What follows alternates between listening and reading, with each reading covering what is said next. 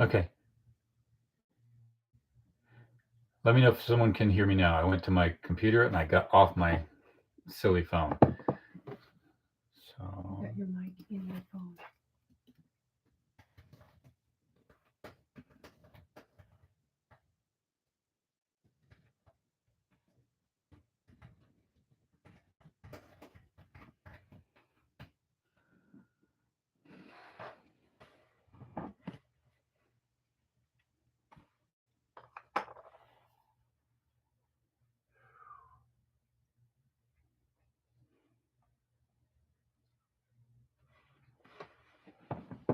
okay, so everybody can hear me.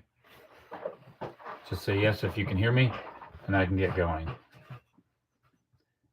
So thumbs up.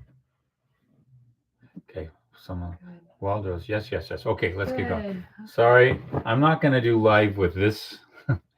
That didn't work. I may end up having to work that out.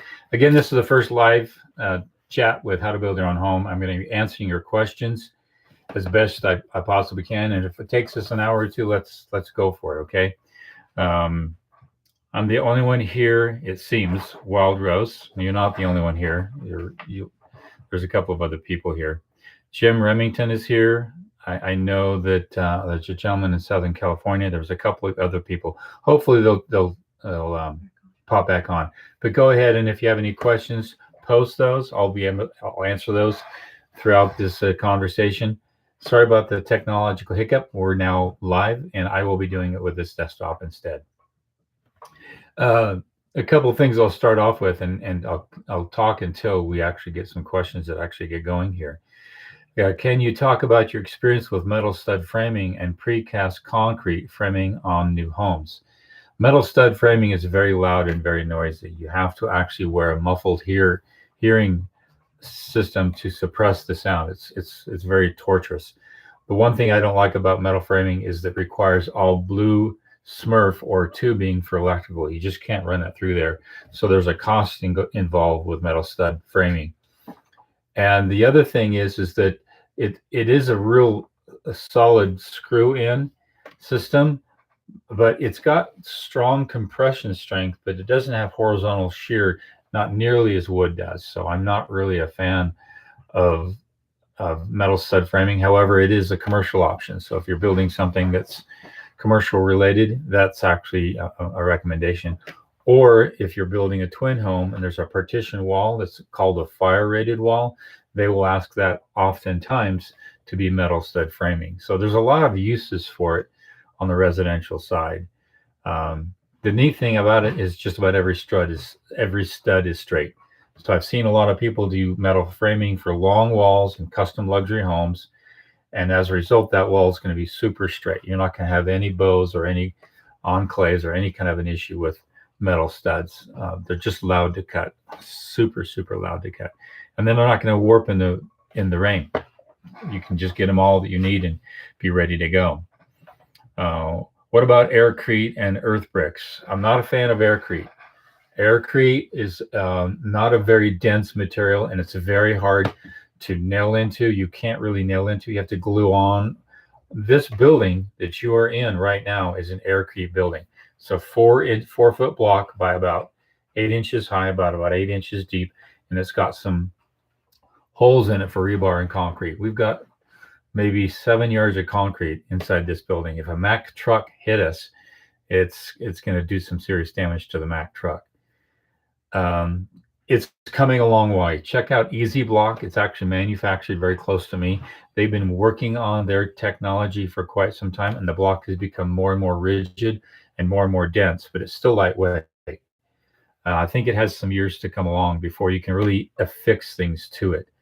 Right now, it's great for block walls because it's not going to rot. If you have walls that you can carve where it's a curved wall, there's a facility out west of here. There's a large, very high-end community. They've used Easy Block, which is an aerated concrete block, and they carved that to create a natural flow of the wall. So I hope that answers your question with aerated concrete. Precast, I'm more of a big fan of. My home here is actually kind of a precast omni block, the addition to my home. Precast, it's just a heavier weight, more transportation costs, more costs to lift. Once it gets too big, it's hard to lift yourself. I'd rather go with a CMU or Omni block, which has got an hollow cave to it where you put some concrete and rebar to it. That would be more amenable. I did some window wells that were all precast, but they were so heavy. We took a crane. We had to put those, hang them on a crane and then set them in place. So precast it's great for some features, not for the entire build of the home. Not something I'd recommend doing. When building a living room, is it cheaper to use full-length windows or frame it in and just put a regular window? I'm not sure what you mean by a full-length window or regular window. If it's just a picture window, it's not a slider. It's not a pre-hung. Depends on. That's a good question. I have one of my videos I posted where the actual cost of a home is in the periphery of the home, the actual shell structure of the home. That's your studs, your insulation, your drywall, your tape, your texture, your paint, all on one side. Then on the outside, your sheeting, your vapor barrier, and if it's stucco, then it's your lath and your gray coat and your final coat. We're talking almost 7 to 8 layers of a contractor, a single person standing there and doing one thing to a wall. If you can eliminate one of those subcontractors, you're going to save some money. Just because you have a window there doesn't mean it's going to save much, because they've got to do the same thing over here on this wall, but maybe not as much because there's just one window. If you were to take the cost of a 4x4 section of wall structure and reduce the cost down to that small section, and then figure out the cost of the window, then you could determine the per square foot price for each of those units. But then you have to factor utility costs and some other things. So I wouldn't make your house out of glass. I'm a big fan of windows, however. I love the light. But that's really getting down to the minutia of costs. And if you can eliminate one of those subcontractors, if it was a CMU block wall or even a precast block wall or something, there are technologies where the wall is finished. Hope that answers your question, Pam Jackson. Kevin, any idea how much more a CMU wall assembly costs these days compared to a 2x4 or 2x6? I live in Indiana. Do you get tornadoes in Indiana? If you do, probably in the southwest portion of Indiana, possibly, where the frost line is 36 inches and major storms are an issue. So not bring the stem walls up. I wouldn't go with a CMU wall so much as an Omni block. Right now, Omni block is about 6s when it comes to a 2x6 wall. The 2x4 wall, that's going to be cheaper, obviously. But a 2x6 wall, comparable, if you're dealing with some high storms and wind and gusts and hurricanes on the east and tornadoes potentially coming from the north and mixing of the hot and cold weather, I would do something that has rebar and concrete in it. Any wall that has rebar and concrete in it is going to stick around. It's not going to go anywhere. It depends on what you want over time. Let's see here. How much potential savings percent can you get by owner building versus hiring a builder, assuming you get multiple quotes and bargain shop? The low end is 10%. The high end is close to 23 and upwards of 30%. That's what you save by being an owner builder. So if you're building a home that's $400,000, 10% alone on that is $40,000. So you're saving a whole salary for some people in the United States. And it can go up higher depending upon where you are building. But the average percentage of a builder is between 10 and 18%. I charge between 13 and 15%. I know some that charge 20 and upwards of 25 and even higher percent. We can talk a lot about that, but that's basically your basic savings. If you go 10%, that's what you save. Let's see.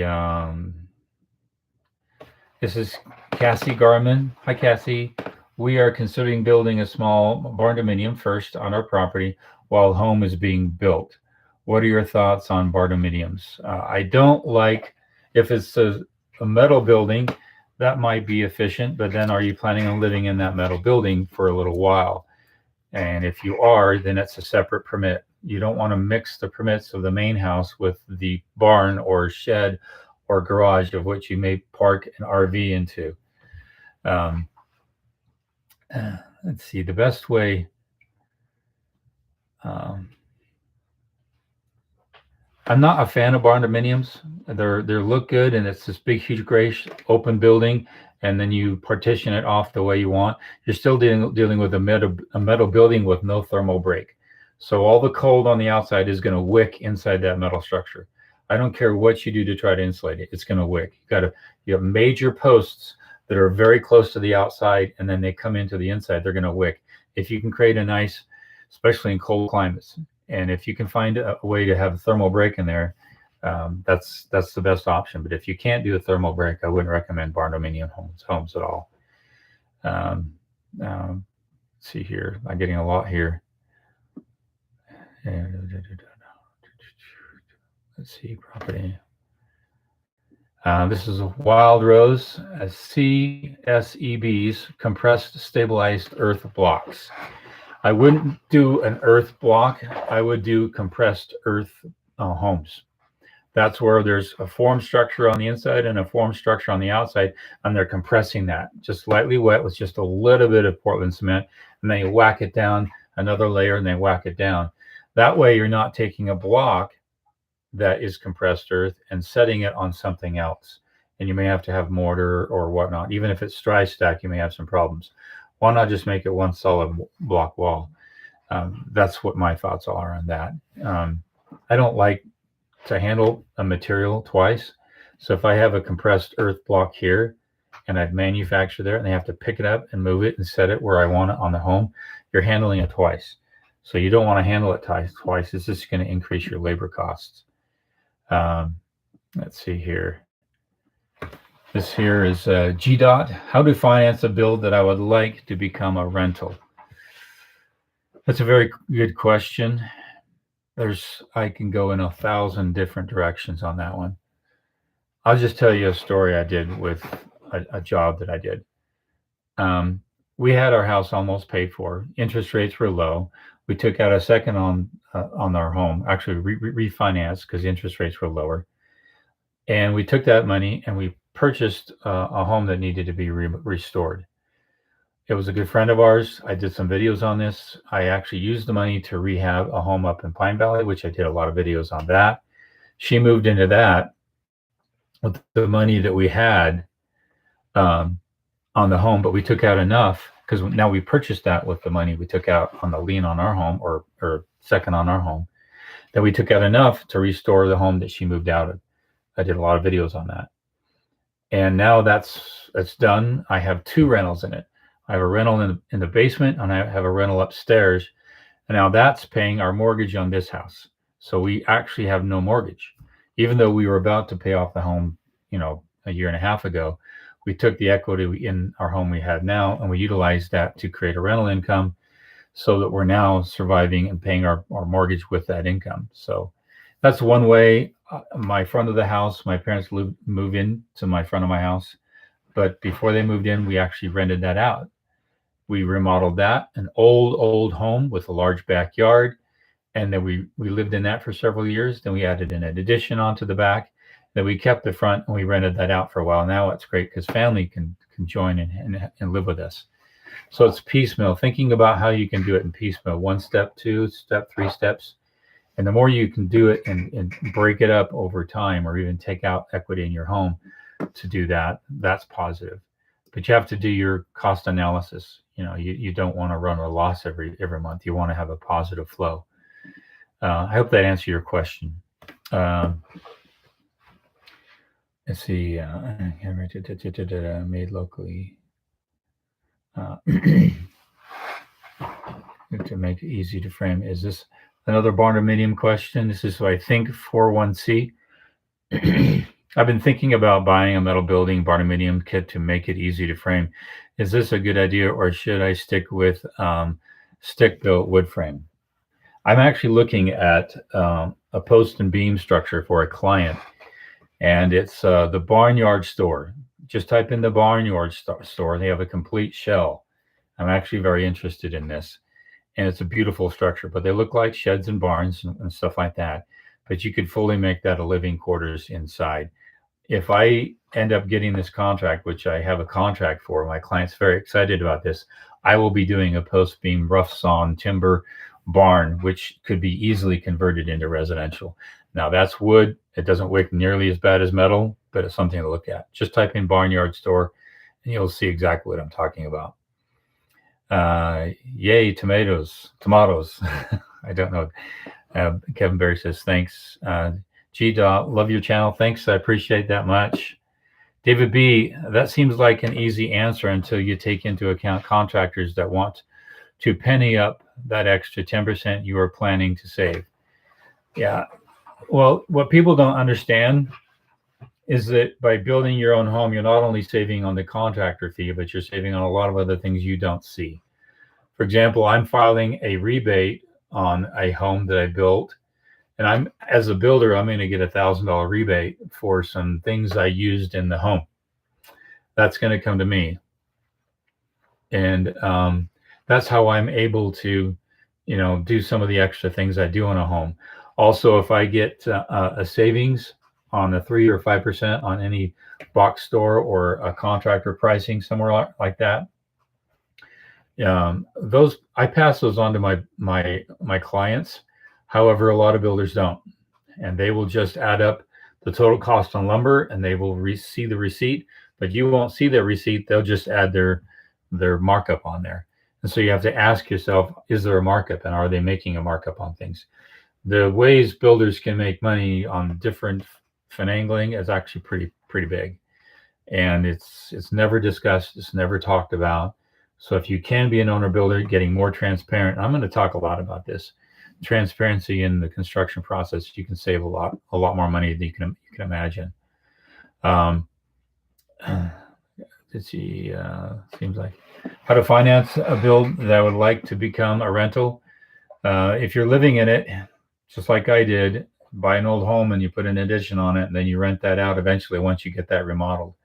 So it's steps, it's baby steps. If you can cash flow it over a long period of time, that's a real beneficial approach.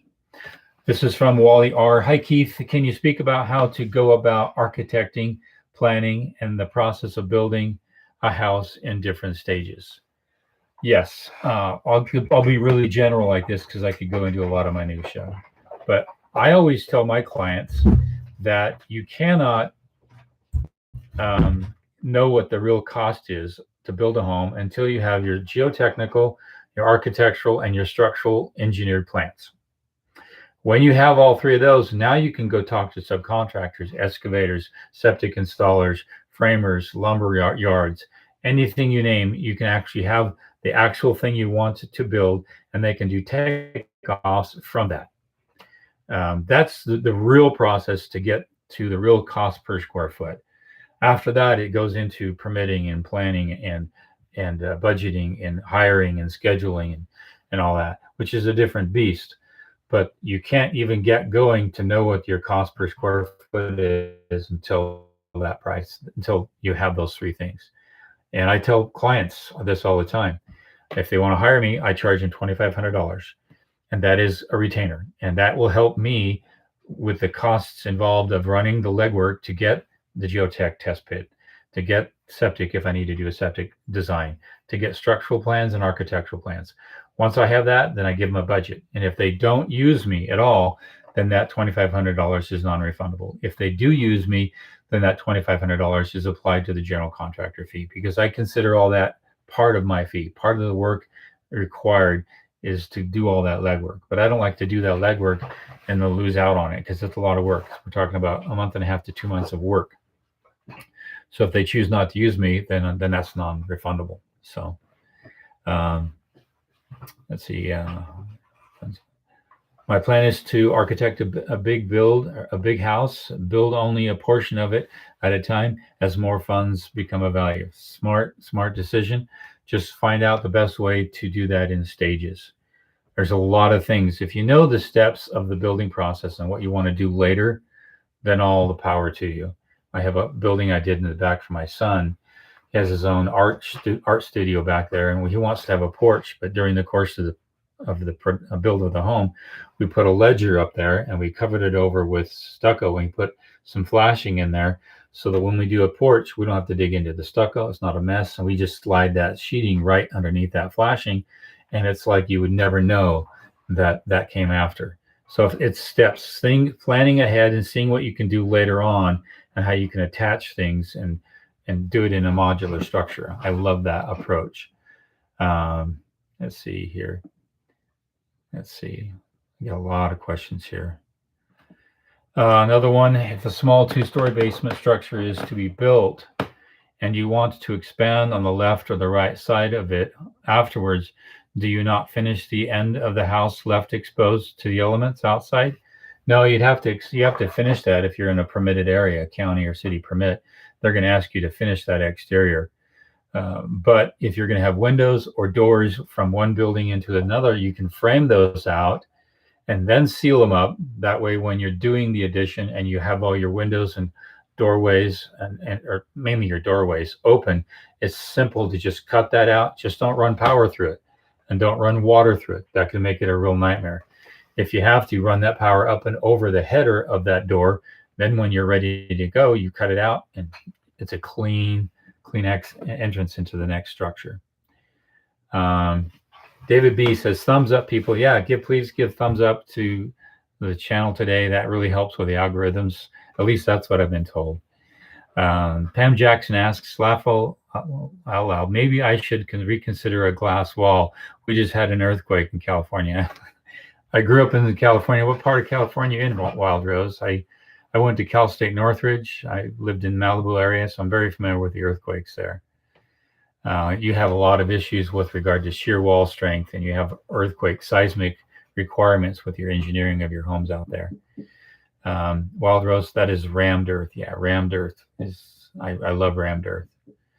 The only thing I have an issue with rammed earth is even though it's a thick wall, there's no thermal break, meaning that the conductivity, or at least the heat that's generated here, it eventually dissipates into the wall, and there's no way to stop that. So, and that's why you have air gaps or rain screens or some sort of a void in there.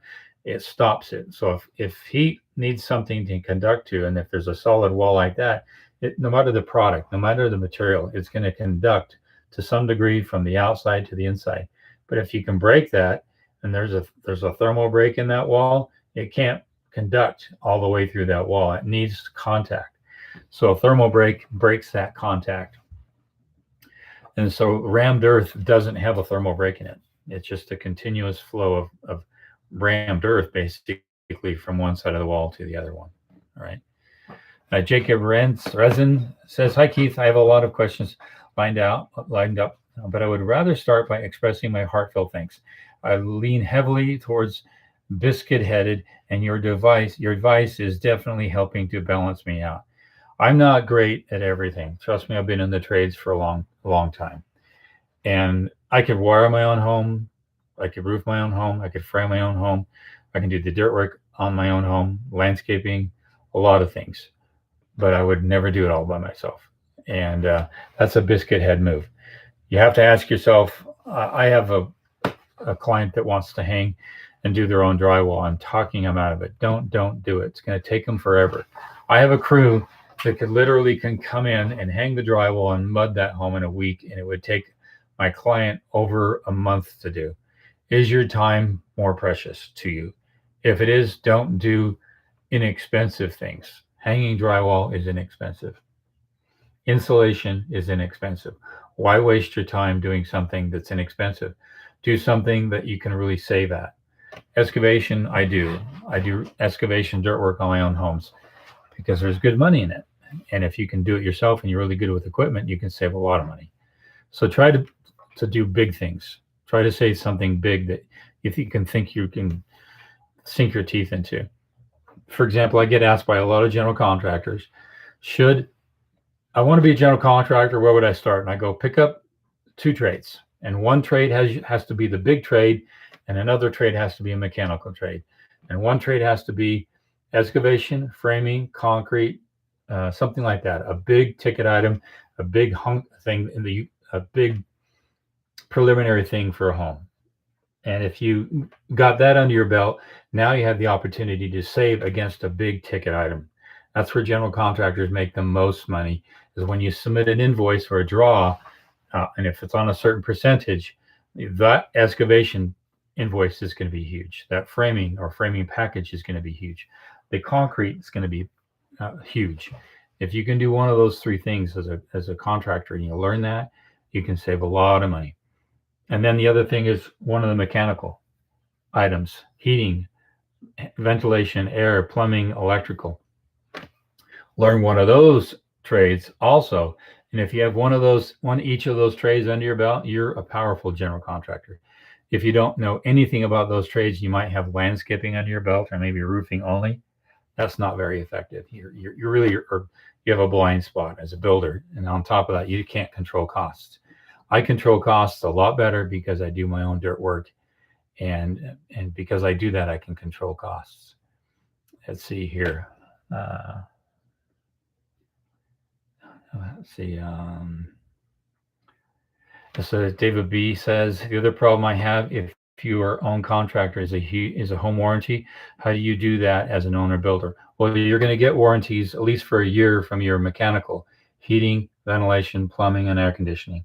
You will get a 1-year warranty from them. And if they don't offer that, you don't want to hire them. So I've got an electrician who's got to go back up on the job. He's given me a 1-year warranty already. So he's going to go up there and fix it, even though the job has been closed for about a month. So ask for that kind of warranty from especially your mechanical subcontractors. Let's see here. Let's go to Think41C. Thanks for the answer. No problem. David B asks, I like those sites with home plans that do cost to build quotes. I know they aren't super duper accurate, but they do give you an idea what every subcontractor should cost. Yeah, they do. But just keep in mind, it's scraping the bottom of the barrel with regard to materials, specifications, applications, and how they build it and whatnot. I can walk into a production build home and I can tell where they can cut costs. I can walk into a custom home or a luxury custom home and I can tell where the costs were put into that home. G. asks, my basement is humid and moldy, molding floor joists and has no egress. Is my only option digging out and putting in windows? No, but I would dig it out and I would put windows in. You need that in there. You're not getting replacement air, and that lack of replacement air is causing mold to sit and become stale. And mold grows because there's no air movement over the mold to dry it out. That's why you have mold. A good example is I worked for another builder. I can't mention his name, but he framed his home just after a snowstorm. So the stem wall is up, and then he framed over the floor, came back near the end of the build, opened up for an attic crawl space, and it was all moldy underneath because he encapsulated moisture and wetness underneath the stem wall and didn't create airflow. And if he would have created an attic crawl space right in the floor, if he would have done just that one thing, the mold would have gone. It wouldn't even have grown under the home, especially in our arid climate. So you've got to get air movement through there and make up air somehow. And there's a lot of HVAC subcontractors who are really good at that. Just a simple fan with bringing fresh air in and taking air out, just a small hole, is really all you need. Says David B asks, your community might have minimum building size, though. You would have to start with a minimum, probably. Yeah, that's true. That's more so with HOAs than it is with the city or county. Your HOAs are going to have more of a building minimum size than your cities will have. Jacob asks, hey, Keith, questions about OmniBlock. One mini. Know you have an OmniBlock edition and like it. Do you recommend it for owner builders? It depends on if you can find a good mason. If you can find a mason who's very familiar with structural masonry is where they're laying the block, and then there's a window, and they put a wood buck in the window, and then they were able to put the block up above and a rebar, and then they pour that concrete in that rebar and just above that, and that creates a bond beam, and then they can pull the buck out, and it's super strong. If they're familiar with structural masonry, then great. If they're just a block wall guy or a fascia masonry guy who just puts up brick or something like that, and they have no experience with structural masonry, you don't want to go there. But if you can find a structural mason, basically on commercial jobs you see out there, schools and high schools, they build out of masonries, and that's a structural mason. So if you can find one, then that's great. And Wally asks, so thank you for answering my question. You're welcome, Wally. David B, I wouldn't do anything that's viewable. Okay. Those things take real skill.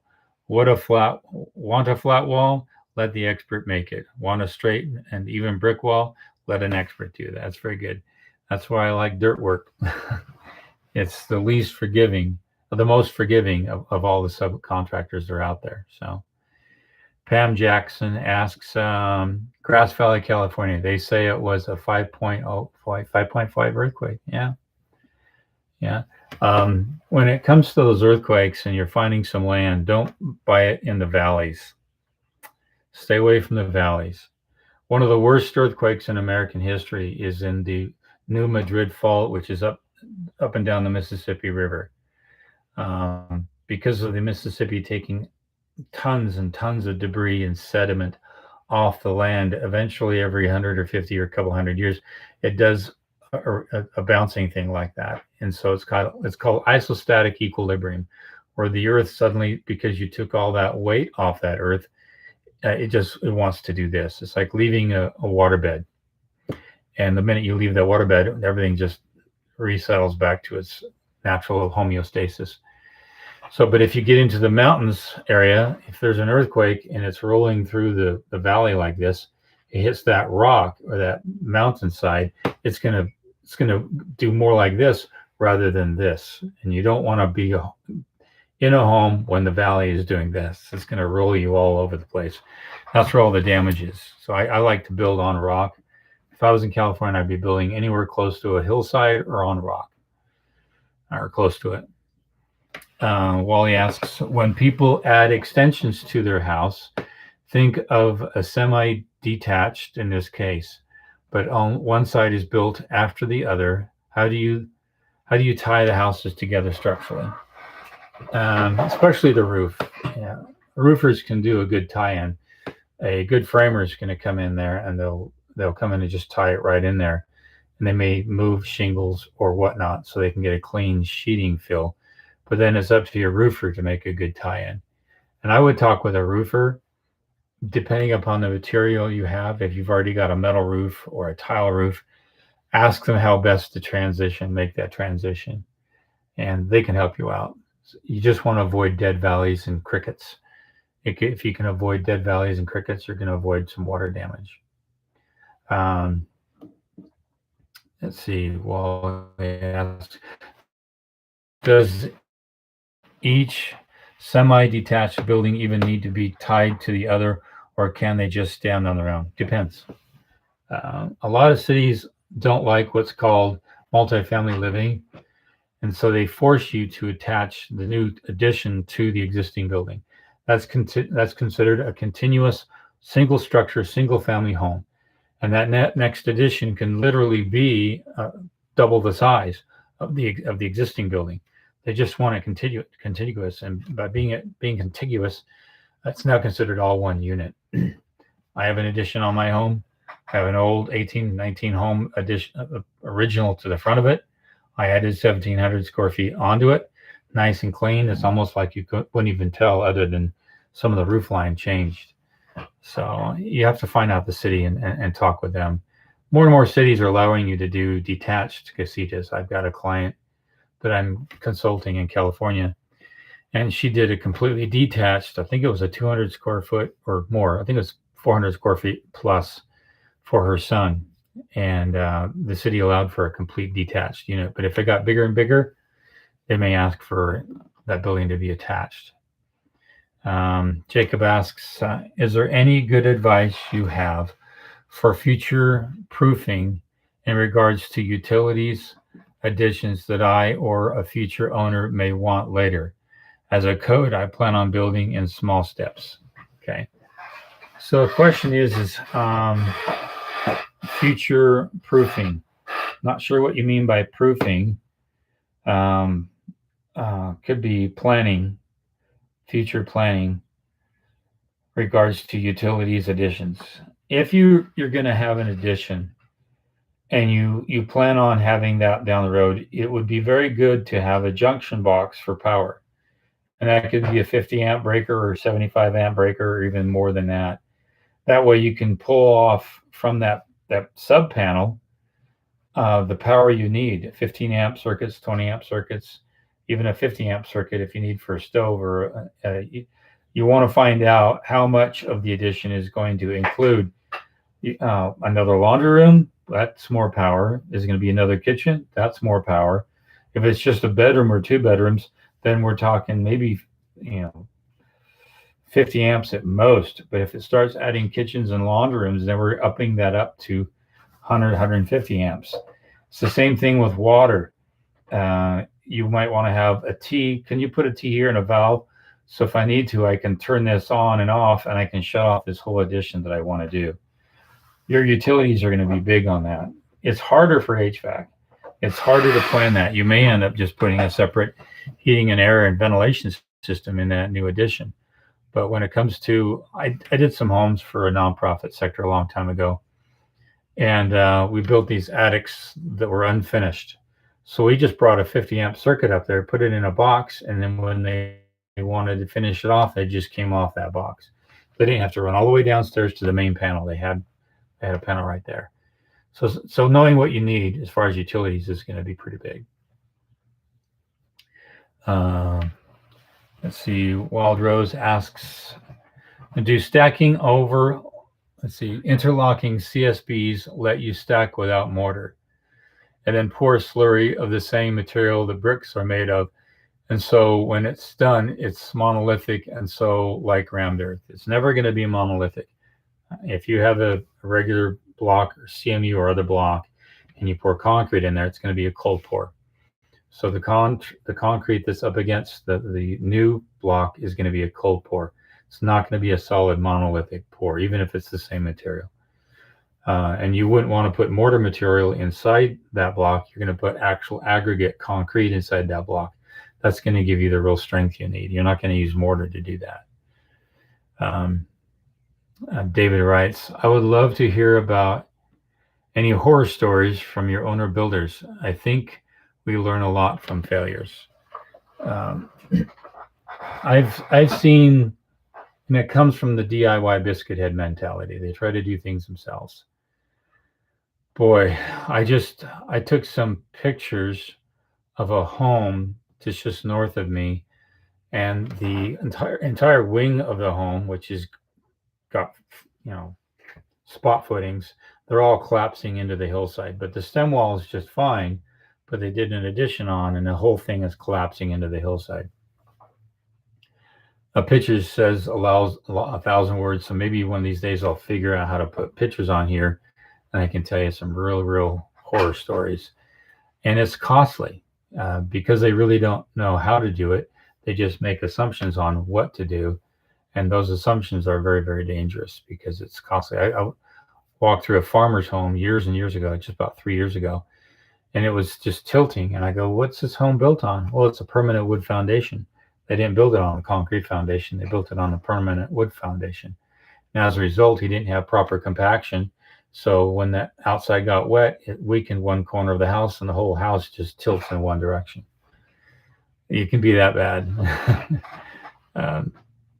And it's trying to do something you're not well informed to do. That's really where the horror stories begin. Wild Rose says about the hard labor, without the hard labor. I think we learn a lot from failures without the hard labor. That's very true. All right. Again, and so why then do we need an air gap if we want to use the earth bricks as thermal batteries and want to collect the heat from the sun so the house is cool during the day and have it release? You're going to get some wicking. Wicking is where you've got cold coming into from the outside to the in, or or you got heat trying to go from one side of the wall to the other. Now keep in mind, heat chases cold. So when a front door comes open during the winter time, the heat on the inside is going to chase after the cold on the outside. We're not, when they say don't, they say close the door, you're letting the heat out. All right. It's not letting the cold in, it's letting the heat out because it's wanting to chase that cold. It's kind of like a napkin and it's wet on a countertop. You put that napkin on the countertop and it's wet. That moisture is going to chase dry. It's the same scenario. Heat's going to chase after that cold. So when it comes to a wall system, if you don't have that thermal break in there, even in a window or wall system, that thermal break is going to act as a continuous charge or loss of energy from one side to the other. So, I mean, a rammed earth is great. I don't knock it. It is a thick wall. It takes a long way. You'd have to look at the science of how much time it takes from energy to move from one side of the wall to the other. So, and that would really help out with that if you can figure that out. There's a lot of companies that actually do that. I know Omniblock has science that actually tells you how long it takes from one side to transfer to the other side.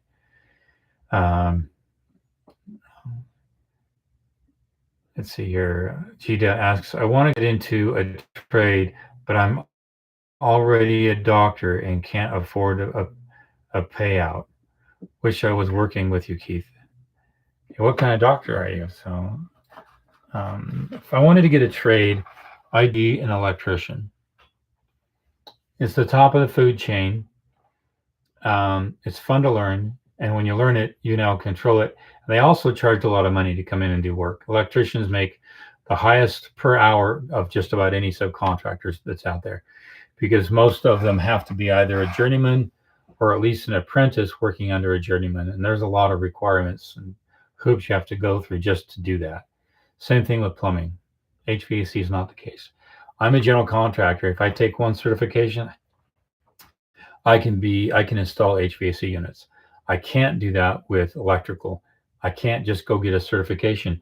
If I'm going to do the work on another job, I have to actually work under a journeyman on site doing the work. With HVAC, I don't need a journeyman. I can just be certified and I can go do it. So the two top of the food chains are plumbing and your electrical. And I would learn those two skills because they're the highest per hour that you're going to pay to build your home. Trade. The other trade I would think about would be excavation. I love dirt work. You just don't want to do stuff that's going to be backbreaking, like tile on the floor up and down or roofing. Those are really painful jobs. Would you be able to spend a week or two at Habitat for Humanity? I would love to. I love Habitat for Humanity. It was started off by President Jimmy Carter. I just wish that Habitat for Humanity had a bigger vision. And typically they go a lot of work for the community to rally behind just one family. But our housing demands are much, much, much bigger than that. We are not coming close to what we need to do for housing. And it's only going to get worse. It's going to get more and more unaffordable for a lot of people. And we're just not really servicing the broader demand that's out there. It's good. I don't knock it.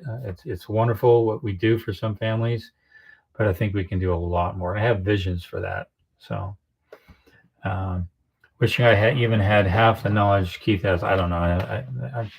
It's too kind of you, but it's just struggle getting in and learning. I was a little something about myself. I was an educator, so with my wife, for many, many years. And I left higher education because I couldn't afford it anymore.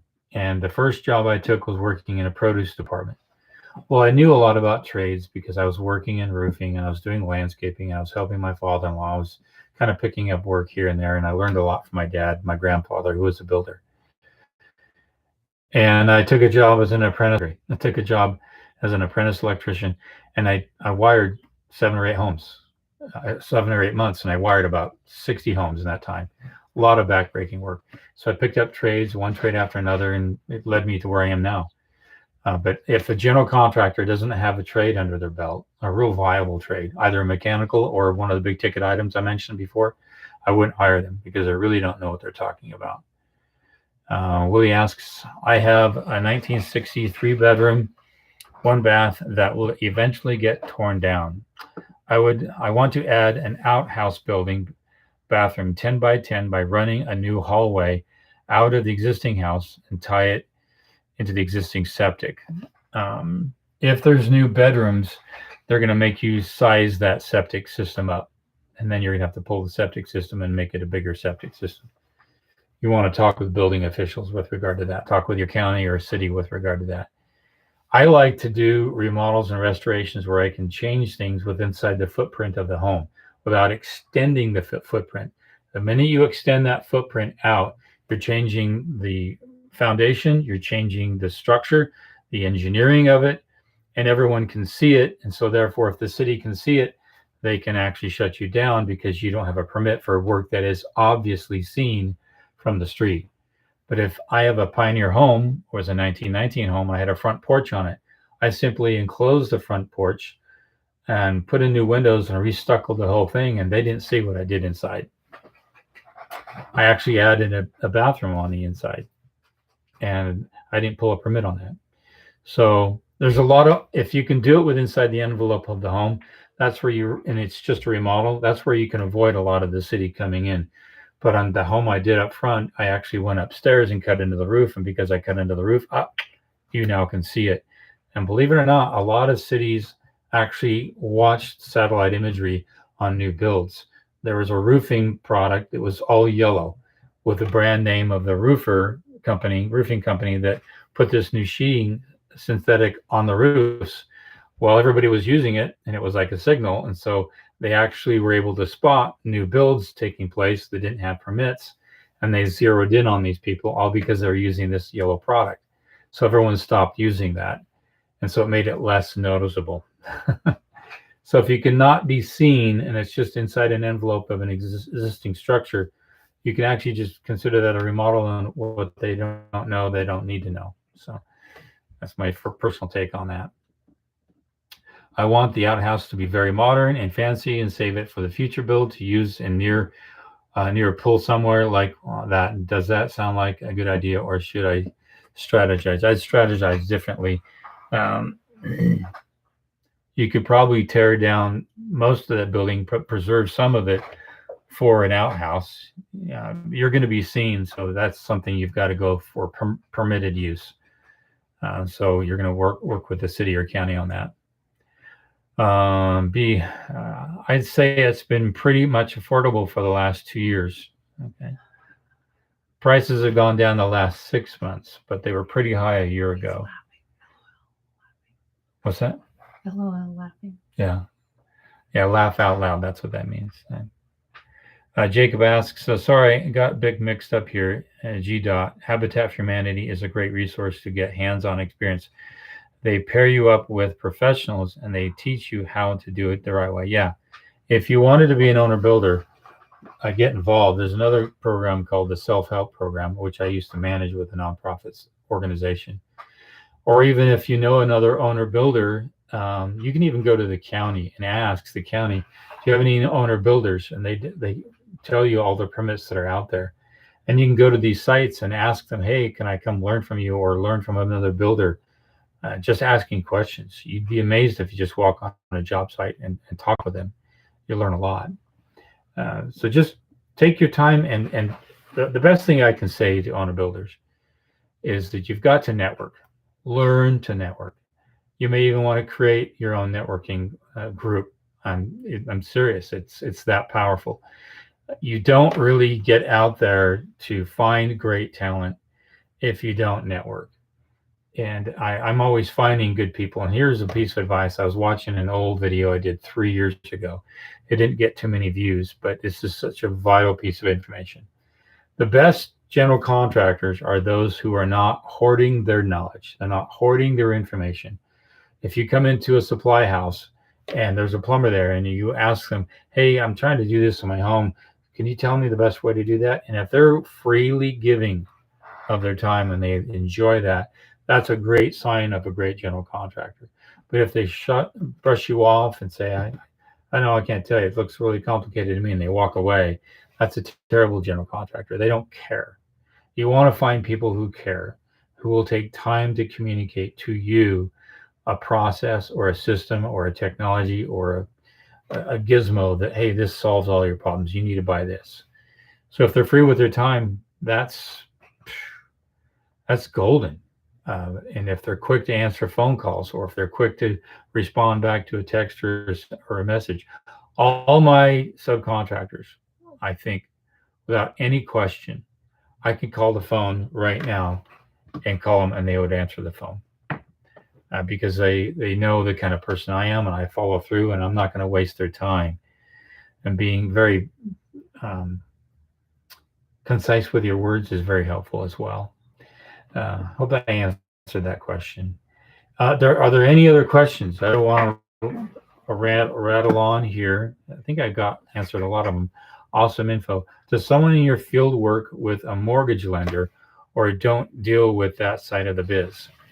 I have some mortgage lenders I use. I have one or two that can service people outside the state. Inside the First Steps course, which is I'd recommend if you're just thinking about this and you're curious, take the First Steps course. It's only $49, and it's on my website at howtobuildyourownhome.com. And it's a 13 module course. You can probably get through it in about 3 hours, maybe an hour and a half, if you really speed through it. But it would take about 3 hours because there's a worksheet in there, and there's some resources. There's some national lenders I found, especially some lenders in Texas and California and Florida and some other places that you can chime in, and they really specialize in owner builder lending. But if you're, I have one student who was just texting me 2 days ago, and she couldn't find any lending, and she finally went to a credit union, and they said, sure, I'll give you some lending. And so it's just finding out what kind of lenders are out there and what they offer and what they don't offer. So credit unions are some of the best I've found. Let's see. Thanks for your YouTube channel. I think next year we'll see a lot of people starting their own builds, since it seems prices are finally breaking. Yeah, sorry about the noise there. Lumber is starting to flatline, and I think prices will go down. We're going to find more inflation, but after that inflation, you're going to find deflation. But I think the deflation is going to hurt more with existing homes than it is with materials. Materials will stay hovering where they are. They may drop a little bit, but not nearly as much as existing homes. And if you're looking at remodeling is going to be a better deal down the road, immediately down the next year or two. So that's something to think about. Jacob says, thank you, Keith. See you next Thursday. I appreciate that. If there's no other comments, we can end that. I'm going to continue doing this every Thursday, and I will have no problems with the sound quality. I'm excited about it. I just want to offer more services to people. This helps me, because if I get 10 or 15 that I have to type out, and if I can just talk like this, I can cover a lot of ground. So share, put your thumbs up on it. That's going to help with the channel. 20 thumbs up is pretty good. Thanks for that, David B. I appreciate that, everybody. I'll be here next Thursday, 5 o'clock Mountain Standard Time. And if you have any questions that are very lengthy, very robust questions, you're welcome to message them here at the bottom of this, and I will save those for a next open chat. And I'll just come back to the thread on this one, and I'll look at the ones that I may not have answered, and then I'll save those for the next chat. And I'll just start right away into the chat, and any questions and ideas you might have, I'll actually jump into that. There's one last question by Wild Rose here. Are you familiar with lithification and using earth with compound that you'll basically make it like rock, and then you can build and make roads with that? Because I've seen that done, and it's that's in my neck of the woods. That's called an adobe home. It's basically mud, and it's compacted with straw, and you put it in a form and you let it dry, and then you stack that later on. So it's very close to the lithification that you're talking about. Last one, couple last questions are coming in here just as we get ready to wrap up here. Do you work with structural engineer every time you're messing with load bearing walls? I'm stuck on a wall I'm afraid to remove. All you have to do is take a picture of that, go to a structural engineer somewhere and ask him to give you a description of what to do and put it in a letter. And it's not a fully designed thing. They can actually give you a description of what to do in a letter, and it can be very, very simple. That's what I'd recommend doing. And then lastly, thanks a bunch. Your content and genuineness are appreciated. And then Gregory says, thank you. I have another channel called the Genuine Optimist. Please go to that channel. Here I talk about how to build your own home. On that channel, I talk about how to build your own community.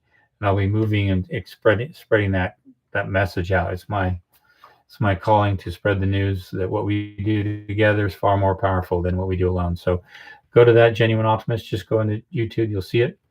And thanks everyone for being here. We're going to be here every Thursday. And if nothing else, I'm going to chime out, go eat some dinner, and get ready for the next day. You guys take care.